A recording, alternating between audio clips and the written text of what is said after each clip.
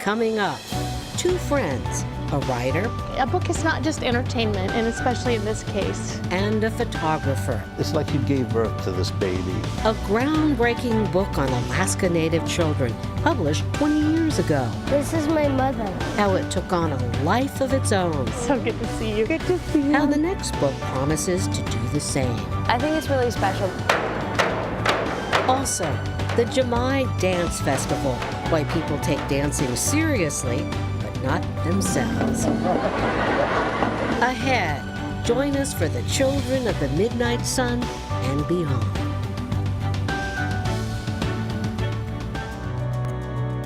Alaska, where there are old triumphs, but also new frontiers, with challenges as great as the state itself, but a belief that the best is yet to come. Bringing you the faces, the places, and the spirit of the last frontier. This is Frontiers with Rhonda McBride. Welcome to Frontiers. Yes, Alaskans have their passion projects, and they're often ambitious, like the time two friends teamed up to write a children's book about Alaska Native culture. That was about a quarter of a century ago. Tricia Brown and Roy Corral bought Mark Air tickets with their permanent fund dividend checks, slept on floors, and the result, a groundbreaking book called Children of the Midnight Sun. I just feel very emotional today because it's kind of a reunion.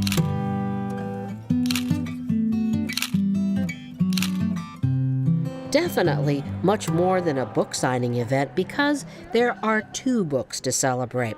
One that just came out and one that was published 20 years ago. And the children in it now have kids of their own. Come on over here, girl. Oh my gosh, so good to see you. Good to see you. Katiana Bordakoski, now Katiana Candy Fire, was one of 8 kids featured in Children of the Midnight Sun, which came out in 1998, a time when there wasn't much awareness about the diversity of Alaska's children. This was so cool. This is this girl here. Look at this girl, all grown up. The project looked at Alaska Native culture through the eyes of children who came from vastly different parts of the state, yet had one thing in common, a strong sense of identity. My job was to just make things as simple as possible and to let them be who they are. Roy Corral asked the kids to take him to their favorite places so he could photograph them doing what they loved. These flowers smell amazing. You can smell them all summer. I always called them popcorn flowers. Katiana says she still goes to this spot where the wind carries the sound of the seals calling from the beach, where she feels at one with the land. How cool is it that, at the age of 10, I had cultural awareness and knowledge and understanding.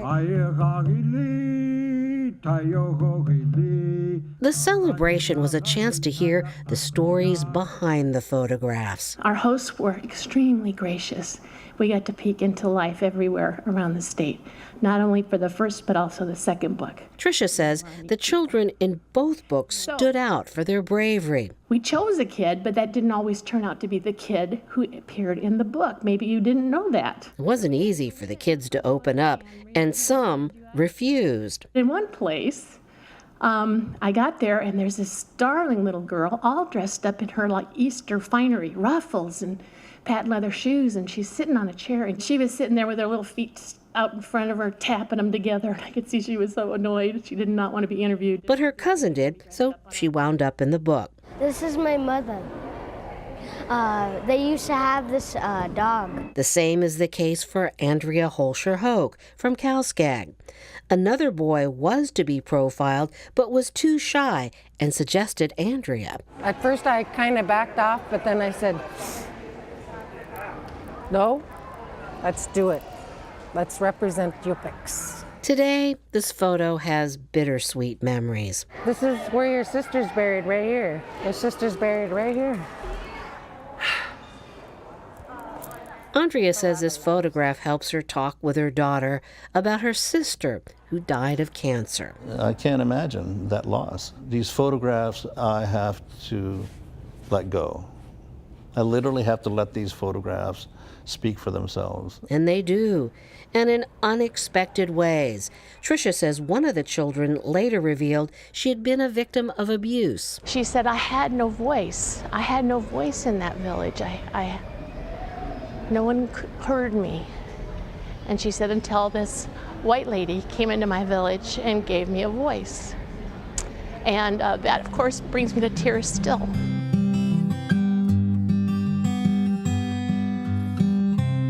Each of these children, whatever their challenges, was strong in culture. Many, like Selena Tolson, who was on the cover of the first book, grew up to be community leaders. I learned a lot from these kids.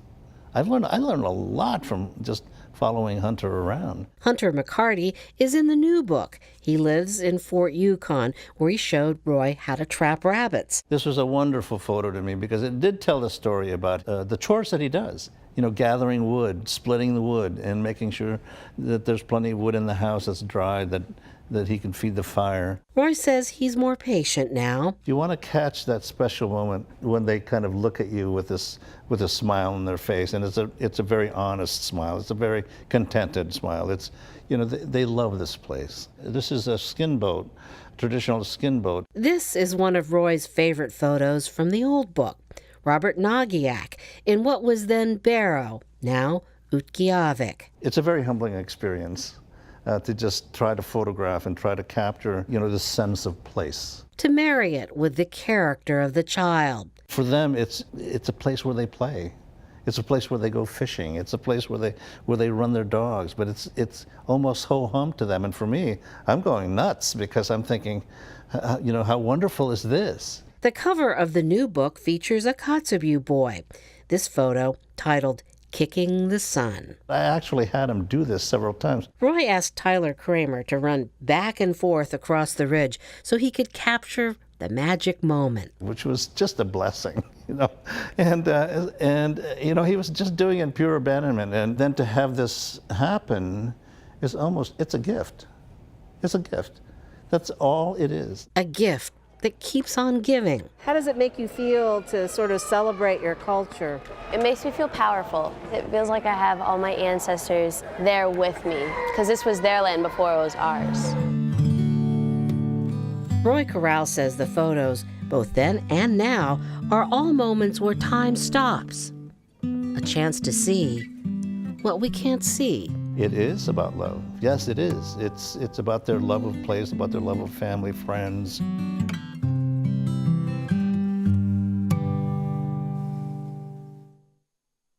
Roy Corral and Tricia Brown hope that their second book will enjoy the same success as the first, which won awards and can be found in schools not only in Alaska, but around the nation.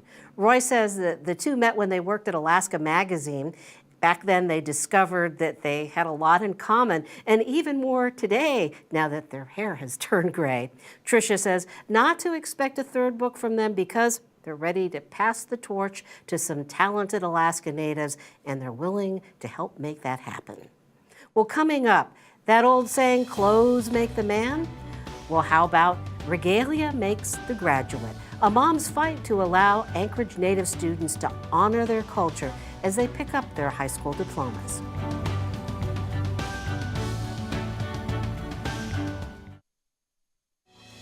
For years, Anchorage School District seniors had no choice about what to wear at their graduation ceremony. But this year, in the sea of caps and gowns, you will see a little diversity.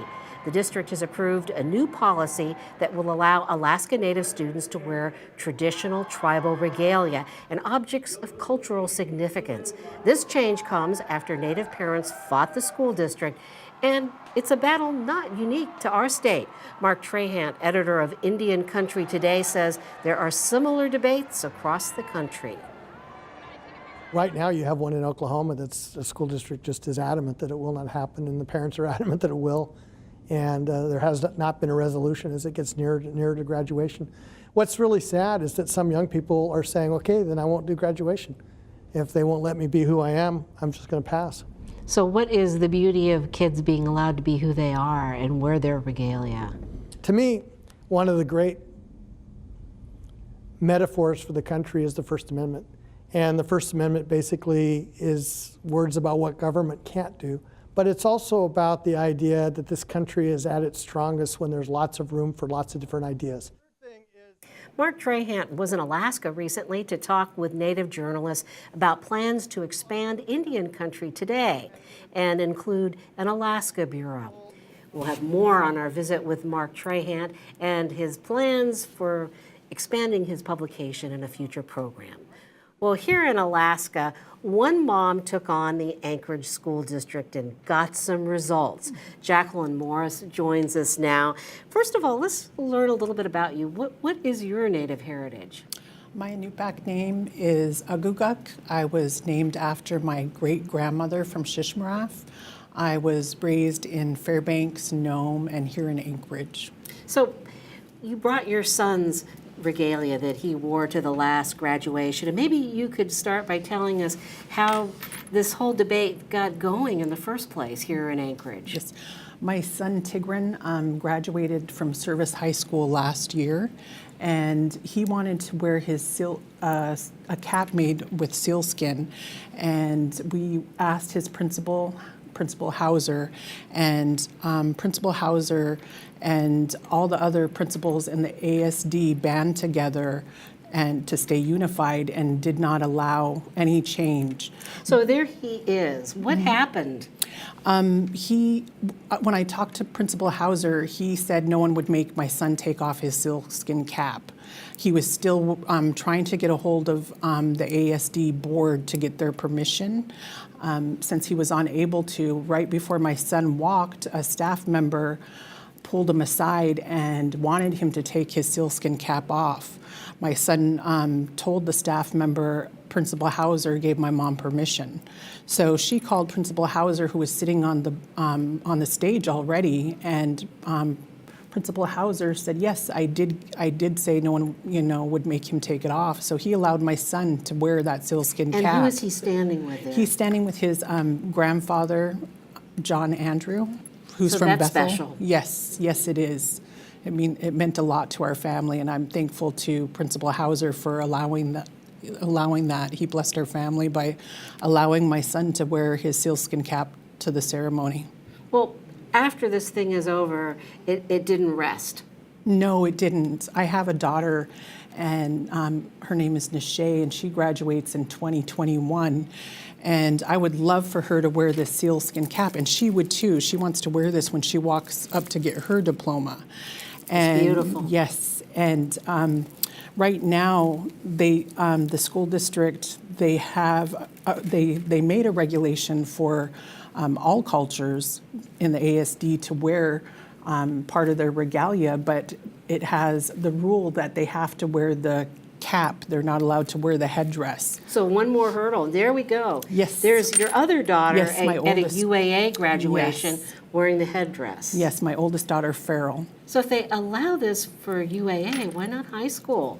I believe they're more open in college, and in high school they want to make sure everyone is safe, and because it's tricky. It's tricky to say you could wear what you want. There needs to be structure to it, and that's what they've placed. Oh, that's my youngest daughter, Nishay Andrew. And so this is what she would like to wear when she graduates? Yes, she would love to wear her headdress right there. And these things are very special. What was it like for your son to wear his sealskin cap? I imagine that there was a lot of preparation to get this regalia together. Yes, there was. I had Buffy Meyer make these, and then my dear friend Jolene Lyon made the mucklucks and the sash. And it meant a lot to my son because he wanted to represent his culture, and he did that by wearing this to when he reached one of life's milestones, which is graduating high school. And I guess that's truly about your identity. That's where you embrace it. You wear another hat. You serve on the Anchorage School District's advisory school board for Alaska Native students. And one of the things that we always hear about and the need for that board is to help improve graduation rates for Native students because they tend to be lower. Do you think that things like this might help? Yes, I joined the Native Advisory Committee. Nishay and I did also. She's a student. Your yes. youngest daughter. Yes, she's a member now too, and I am. And we joined because it's a group of really amazing, fabulous Natives, and they're making better better things happen for our Native students, and it's great to be a part of that. But psychologically, what will this regalia do for students that are coming up through the ranks? It will inspire them to graduate. We do have the lowest graduation rates, and seeing other Natives wearing their regalia when they graduate, that's inspiring. That means a lot. And you identify with them, and you're proud of them, and hopefully that will encourage other Native students to want to graduate. So you want to plant some seeds with this as well. Yes. What's one of the ideas that your committee is working on? The Native Advisory Committee and we talked about having, hopefully next year, we'll have all the Native seniors group with the Native kindergartners. And the seniors will be wearing their caps, gowns, Native regalia. And, it would be cool to have the Native seniors walk through a line of the Native kindergartners and high-five each other. And, those kindergartners are going to look up to these Native seniors, and they're going to see them and their accomplishment and their pride in who they are when they're representing with their regalia. And I hope that really encourages them and inspires them to finish high school. It's all about anticipation, isn't it? Anticipating something good. Yes. Mm-hmm. And can you tell us a little bit about how you think that could make a difference? I think it will make a difference. I mean, when you take pride in yourself and where you come from, and you see others like you who have pride in where they come from and who they are, that just, that makes you want to be better. That makes you want to do better. And it encourages you to push yourself farther and reach more goals. Well, thank you very much. We're all excited to look forward to this year's graduation. Well, ahead, we take you to Bethel for the Jamai Festival. How this annual rite of spring in Southwest Alaska captures both grace and humor, a side of Yupik dancing that might just come as a surprise.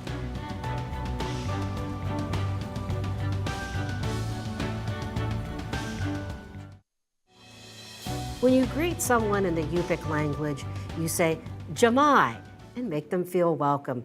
And that's what happens every spring at the Jamai Dance Festival. Dancers come to Bethel from all over the region to entertain each other and to share their traditions. The SCAMMON Bay group is one of the big crowd pleasers, thanks to a woman known as the Dancing Diva. KYUK's Katie Basil shows us her legacy of love and laughter.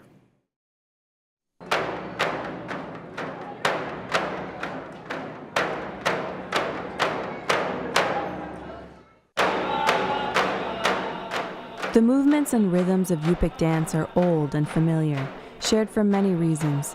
Some are a form of prayer to ask for a good hunt. Others are a rite of passage or a way to pass on stories from one generation to the next. But what many people don't know is that Yupik dance can also be funny.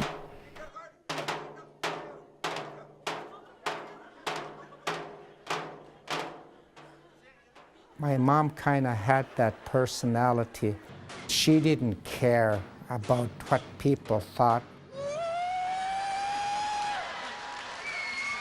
I used to listen to her, talk with her sister, first cousin, Agnes Agutchuk, and they just had such a sharp wit. Harley Sundown is the son of the late, great Marianne Sundown, nicknamed the Dance Diva of SCAMMON Bay. Her specialty was comedy. Bruce Lee and Macarena made the non-native see the novelty side of what she could do on the stage, and that's why a lot of people loved her. She could cross over and do things that made her be known as a dance diva.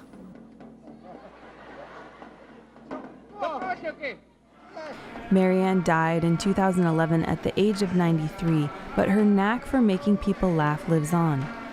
Harley carries on the tradition of dancing in Scammon Bay, while his sisters and nieces run several dance groups in Bethel. It was just an important part of my family that I made sure that it was an important part of, our school. We tried to maybe make it more alive by just spreading dancing. Lottie Jones, like her brother Harley, also carries on her mother's legacy. She teaches kindergarten at a school in Bethel where children are taught their lessons in the Yupik language. Her students are excited. They will soon make their first public performance at Chamai.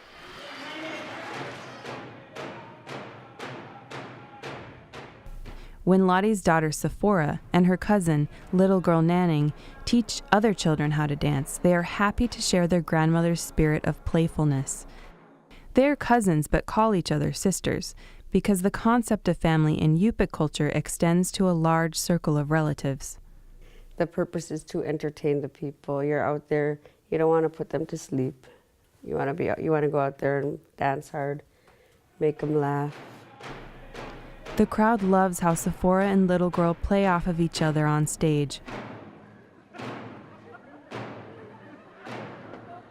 For many, it brings back memories of their grandmother Marianne and her sister cousin Agnes.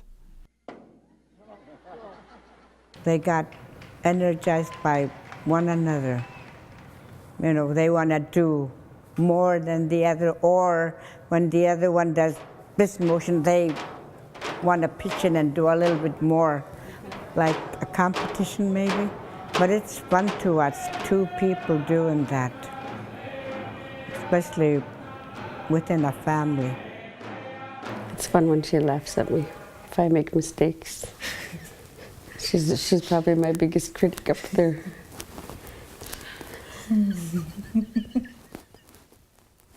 She's picturing me making a mistake right now. If only Marianne Sundown could see what she started, children, grandkids, and even great-grandkids at the heart of the Chamai Festival. This year's Chamai Festival is the first time since Marianne's passing that her family will join the Scammon Bay dance group on stage, where it all began. The laughter of two cousins now gone, somehow still alive in the room, a reminder of the power of dance and culture to tie the past, present, and future together. Their performance between themselves is something that is contagious, that makes people enjoy what they are watching. It's happiness that goes from two people out. At the Chamai Dance Festival in Bethel, I'm Katie Basil. So much fun. Well, we want to thank KYUK, the public radio station in Bethel, and Katie Basil and Joey Mendolia for sharing their story about the Chamai Dance Festival.